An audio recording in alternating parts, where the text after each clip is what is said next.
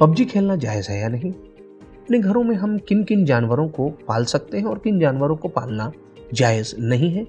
क्या लड़कियों के लिए अपने पैरों को भी नामहरम से छुपाना ज़रूरी है? आइए इन सवालों के जवाब जानते हैं इस वीडियो में। सबील कमेंट वो प्रोग्राम है जिसमें आप अपना सवाल हमें कमेंट बॉक्स में भेजते हैं और उनमें से सिलेक्टेड सवालों का जवाब पूरी दुनिया में 100 से ज्यादा उलमा के जरिए दिया जाता है। बिस्मिल्लाहिर्रहमानिर्रहीम नहमदुहु व नुसल्ली अला रसूलिहिल करीम व अला आलिहिल अत्यबीन अल अतहरीन। नाज़रीन करम अस्सलाम वालेकुम, उम्मीद करते हैं कि आप बखैरियत होंगे। नाज़रीन आइए चलते हैं अपने प्रोग्राम को शुरू करते हैं मौलाए मुत्तक़ियान हज़रत अली इब्न अबी तालिब अलैहिस्सलातु वस्सलाम की एक नूरानी हदीस के ज़रिए से। मौलाए कायनात हज़रत अली इब्न अबी तालिब अलैहिस्सलातु वस्सलाम इरशाद फरमाते हैं, इन क़ारफ़्त सय्यअतन फ़अज्जिल महवहा बित्तौबा। अगर तुम किसी गुनाह से आलूदा हो गए हो तो फौरन तौबा के जरिए खुद को पाक कर लो।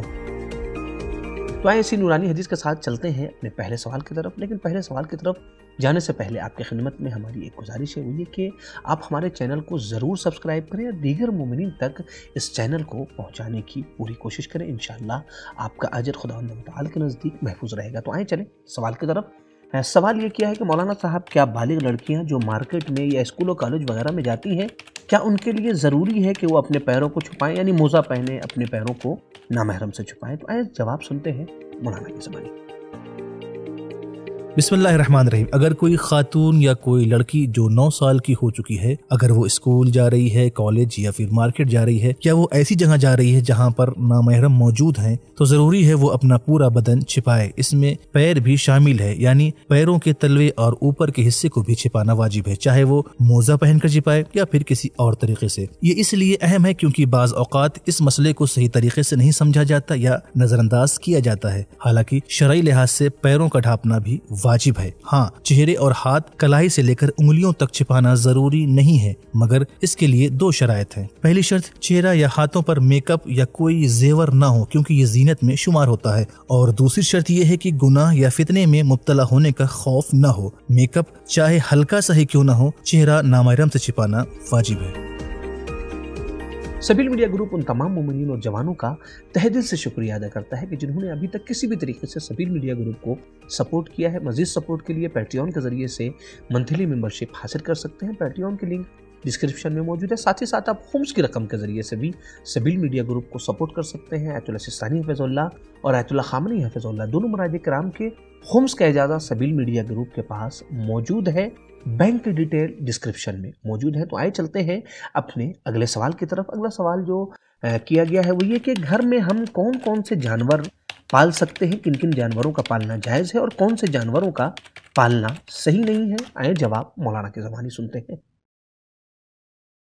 दीन इस्लाम ने न सिर्फ ये कि हैवानात को घरों में पालने की इजाज़त दी है, बल्कि बाज़ जानवरों को पालने की ताकीद भी की है। पैगम्बर अकरम इरशाद फरमाते हैं कि अपने घरों में जानवरों को पाला करो ताकि शयातीन उनमें मसरूफ़ हो जाएं और तुम्हारे बच्चे शयातीन के शर और उनके नुकसान से महफूज रहें। अब रहा ये सवाल कि किन किन जानवरों को घरों में पाला जा सकता है, तो देखें, मजमूई तौर पर हर वो जानवर पाला जा सकता है कि जिसके पालने का कोई फ़ायदा हो और आपको, आपकी फैमिली को या दूसरे पड़ोसियों को उससे कोई ज़रर या नुकसान न हो। मासूमीन की रवायात को अगर देखा जाए तो जिन जानवरों को पालने की ताकीद की गई है उनमें कबूतर है, मुर्ग हैं, इसी तरीके से भेड़, बकरी, गाय वगैरह हैं कि जिनको पालने के लिए रिवायात में ताकीद मौजूद है। बकरी के बारे में रिवायत है कि रसूल इस्लाम फरमाते हैं कि जिस घर में बकरी पाली जाती है, अल्लाह ताला साहिब खाना को बकरी का भी रिस्क देता है और उसके रिस्क में बरकत देता है, यानी साहिब खाना के रिस्क में बरकत देता है और उसके घर से फक्र फाका को दूर कर देता है। हाँ, कुछ जानवर जिनके बारे में सवाल किया जाता है, जैसे बिल्ली पालने के सिलसिले में या खरगोश पालने के सिलसिले में सवाल किया जाता है, तो देखिए इन जानवरों को भी पाला जा सकता है, इनका पालना हराम नहीं है। लेकिन जाहिर सी बात है इनके फजले यानी इनका पेशाब और पैखाना नजीस होता है, तो इस सिलसिले में शरई नुक्ते नजर की रियायत जरूरी है और इस निजासत और तहारत का ख्याल रखना जरूरी है। दूसरी तरफ अगर आपके बदन या लिबास में बिल्ली या खरगोश का 1 या 2 बाल है तो आगा सिस्तानी की नजर में आपकी नमाज सही है, 1-2 बाल से ज्यादा है तो नमाज बातिल हो जाएगी। लेकिन आयतुल्लाह उज़्मा खामनई की नजर में अगर 1 बाल भी आपके बदन या लिबास पे है तो आपकी नमाज बातिल हो जाएगी।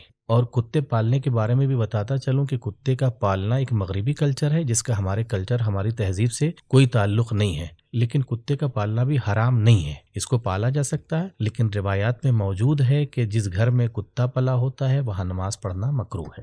دوستو اگر آپ کے ذہن میں کوئی شرعی سوال موجود ہے تو آپ یہیں کمنٹ باکس میں اپنے سوالات کو پوچھ سکتے ہیں، یا آپ ہمارے دیے گئے انسٹاگرام پیج پر بھی اپنے سوالات کو پوچھ سکتے ہیں۔ ساتھ ہی ساتھ اگر آپ کا کوئی پرسنل سوال ہے تو آپ ہماری دی گئی ای میل آئی ڈی پر بھی اپنے سوالات کو پوچھ سکتے ہیں۔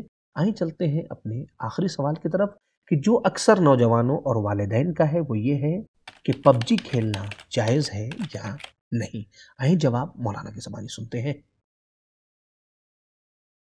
آج کل پب جی گیم بہت عام ہو چکا ہے اور یہ کمپیوٹر اور موبائل پر کھیلا جاتا ہے۔ اس میں سبھی لوگ نوجوان اور جوان سب ملوث ہیں اور کافی وقت اس پر جو ہے اپنا صرف کرتے ہیں، اسی لیے شرعی حکم پوچھا جاتا ہے کہ اس کا کھیلنا کیسا ہے۔ تو میں عرض کر دوں کہ اس سلسلے میں آغا سیستانی حفظہ اللہ کوئی فتویٰ نہیں دیتے ہیں اس کے جائز یا ناجائز ہونے پر۔ اس صورت میں ان کے مقلد کی ذمہ داری یہ ہوتی ہے کہ وہ کسی دوسرے عالم کی طرف رجوع کرے، عالم فل عالم کی رعایت کرتے ہوئے، یعنی آغا کے بعد جو علمی درجہ رکھتا ہے اس کی طرف وہ مراجعہ کرے۔ اگر انہوں نے کچھ بیان کیا ہے تو اس پر وہ عمل کرے گا۔ لیکن اگر یہ گیم جائز بھی ہو تو تمام مراجع اس بات پر متفق ہیں کہ اگر کسی گیم کی وجہ سے یا کسی کام کی وجہ سے واجب کی ادائیگی میں خلل پیدا ہوتا ہو تو اس گیم سے اور اس کام سے پرہیز بہت ضروری ہے، یا انسان کے اوپر کوئی جو ہے نیگیٹو اثر جو ہے پیدا ہوتا ہو اور نیگیٹو اثر اس میں آتا ہو تو اس گیم سے پرہیز کرنا اس کے لیے ضروری ہے۔ لیکن آغائے رہبر حفظہ اللہ